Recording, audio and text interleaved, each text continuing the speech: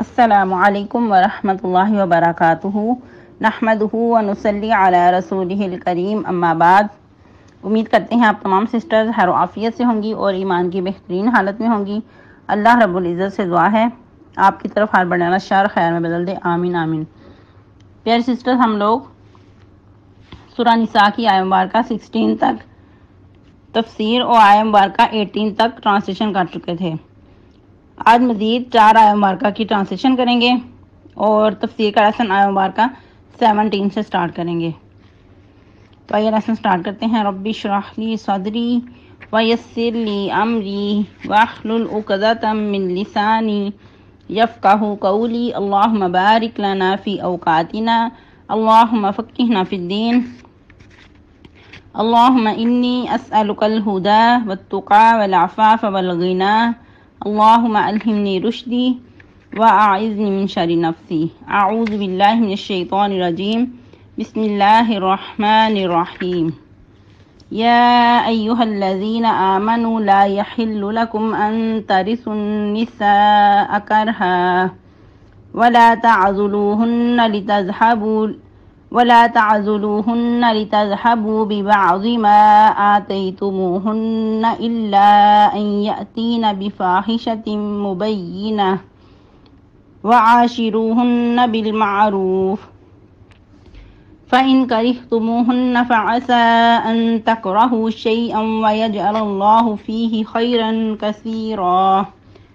وإن أردتم استبدال زوج مكان زوج وآتيتم إحداهن قنطارا فلا تأخذوا منه شيئا أتأخذونه بهتانا وإثما مبينا وكيف تأخذونه وقد أفضى بعضكم إلى بعض وأخذن منكم ميثاقا غليظا ولا تنكحوا ما نكح آباؤكم من النساء إلا ما قد سلف انه كان فاحشة ومقتا وساء سبیلا۔ ٹرانسلیشن۔ یا ایھا الذین آمنوا، اے لوگو جو ایمان لائے ہو، لا یحل لکم، نہیں حلال تمہارے لیے، ان ترثوا النساء کرہا، یہ کہ تم وارث بن جاؤ عورتوں کے زبردستی، ولا تعضلوہن، اور نہ تم روکے رکھو ان کو، لتذہبوا، یہ کہ تم لے لو ان سے، ببعض ما آتیتموہن، بعض وہ چیز جو دی تم نے ان کو، الا مگر ان یاتینا، یہ کہ وہ آئیں، بفاحشۃ مبینہ، بے حیائی کھلم کھلا کی، یہاں مگر یہ کہ مرتکب ہوں کھلم کھلی بے حیائی کے، وعاشروہن بالمعروف، اور معاشرت رکھو ان سے حسن، یا پھر معاشرت رکھو ان سے دستور کے مطابق۔ فَإِن كَرِهْتُمُوهُنَّ، پس اگر تمہیں ناپسند ہو، فَعَسَىٰ، تو ہو سکتا ہے، أَن تَكْرَهُوا شَيْئًا، یہ کہ ناپسند کرو تم کچھ، وَيَجْعَلَ اللَّهُ، اور کر دے اللہ، فِيهِ خَيْرًا كَثِيرًا، اس میں خیر کثیر۔ وَإِنْ أَرَدْتُمُ اسْتِبْدَالَ زَوْجٍ مَكَانَ زَوْجٍ، اور اگر بدل دو تم ایک بیوی کی جگہ دوسری بیوی، وَآتَيْتُمْ، اور دے چکے ہو تم، احداہن، ان میں سے کسی ایک کو، قنطاراً، ڈیرو خزانہ، فلا تأخذوا، تو نہ لو منہ شیئا، اس سے کچھ بھی، اتأخذونہ، کیا تم لوگے اس سے، بہتانا و اسما مبینہ، بہتان اور سری گناہ سے، وکیف تأخذونہ، اور کس طرح تم لوگے اس سے، وقد افضى بعضکم الی بعض، اور تم ایک دوسرے سے مل چکے ہو، واخذن منکم میثاقا غلیظا، اور تم سے وہ عہد میثاق لے چکی ہیں، یعنی وہ تم سے پختہ عہد لے چکی ہیں۔ ولا تنکحوا، اور نہ تم نکاح کرو، ما نکحا، جن سے نکاح کیا، آباؤکم، تمہارے باپوں نے، من النساء، عورتوں میں سے، الا ما قد سلف، مگر جو تحقیق پہلے گزر چکا، انہ کان فاحشۃ ومقتا، بے شک وہ ہے بے حیائی اور بہت ہی ناراضگی کی بات، وساء سبیلا، اور بہت بری راہ ہے۔ تفسیر آیہ مبارکہ 17 سے۔ انما التوبۃ علی اللہ للذین یعملون السوء بجہالۃ ثم یتوبون من قریب فاولئک یتوب اللہ علیہم وکان اللہ علیما حکیما۔ کل کے لیسن میں ہم پڑھ رہے تھے کہ جو شخص بے حیائی کا مرتکب ہو، چاہے وہ عورت ہو یا مرد ہو، اس کے ساتھ کیا سلوک کیا جائے، اس کو کیا سزا دی جائے۔ اور ادھر تھوڑی سی کریکشن کر دوں کہ ورڈ ایزا ہوتا ہے، ٹھیک ہے، کچھ بہنیں ناسمجھی سے ایزا پڑھ دیتی ہیں، تو یہ درست ورڈ نہیں ہے۔ تو اس میں ہم نے پڑھا کہ اگر وہ توبہ کر لیں اور اصلاح کر لیں تو ان سے اعراض کر لو، یقیناً اللہ تعالیٰ بہت زیادہ توبہ قبول کرنے والے، نہایت رحم کرنے والے ہیں۔ پھر اللہ رب العزت مزید فرما رہے ہیں آیہ مبارکہ 17 میں کہ توبہ تو قبول کرنا اللہ کے ذمہ ان لوگوں کی ہے جو عمل کر لیتے ہیں نادانی سے، برے، جہالت سے، نادانی سے، یا پھر انسانی فطرت ہونے کے ناطے اپنے ہاتھوں سے مجبور ہو کر کوئی گناہ کر بیٹھتے ہیں، پھر کیا کرتے ہیں، جلدی سے نادم ہو کے توبہ کر لیتے ہیں۔ تو ایسے ہی لوگ ہیں کہ اللہ تعالیٰ ان کی توبہ قبول کرنے والے ہیں، یعنی کہ اللہ کے ذمہ ہے کہ ان کی توبہ قبول کرے۔ یقیناً اللہ تعالیٰ بہت ہی زیادہ جاننے والے اور حکمت والے ہیں، یعنی کہ اللہ کے تمام فیصلے جو ہیں وہ حکمت میں مبنی ہیں، اور اللہ تعالیٰ ہر معاملے کو بخوبی جانتے ہیں کہ انسان ہونے کے ناطے تم سے گناہ ہو جاتا ہے اور پھر تم نادم ہوئے ہو، اور اللہ تعالیٰ نے کس کی توبہ کو قبول کرنا ہے اور کس کو سزا دینی ہے۔ جیسا کہ ایک اور مقام پہ بھی فرمایا کہ اللہ رب العزت جس کی چاہے توبہ قبول کریں اور جس کو چاہیں سزا دیں۔ پھر مزید اللہ تعالیٰ فرما رہے ہیں وَلَيْسَتِ التَّوْبَةُ، اور نہیں ہے توبہ لِلَّذِينَ يَعْمَلُونَ السَّيِّئَاتِ، وہ لوگ جو عمل کرتے ہیں برے، یعنی کہ ساری زندگی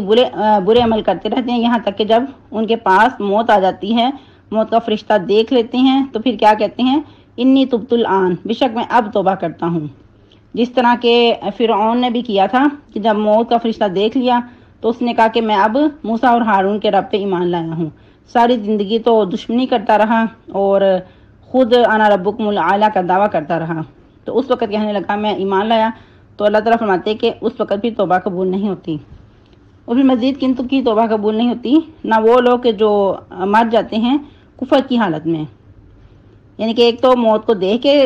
توبہ کرنا، وہ توبہ قبول نہیں ہوگی، اور دوسرا ساری زندگی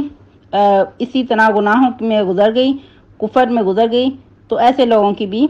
توبہ قبول نہیں ہوتی، یعنی کہ جن کی موت کفر پہ ہو۔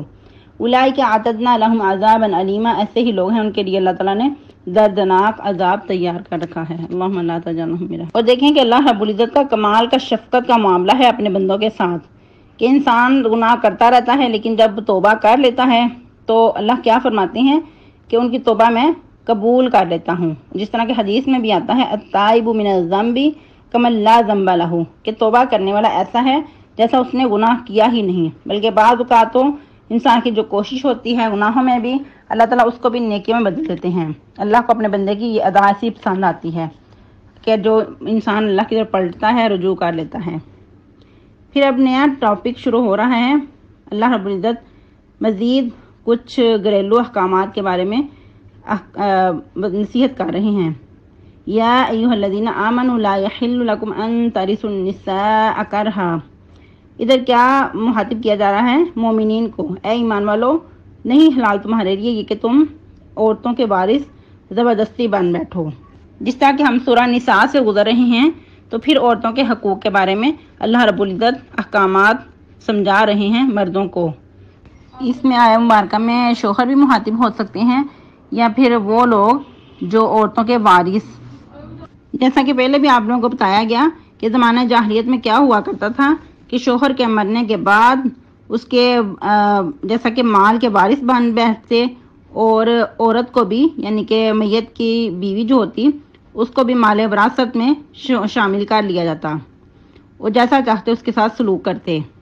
عورت کی اپنی کوئی زندگی نہ ہوتی،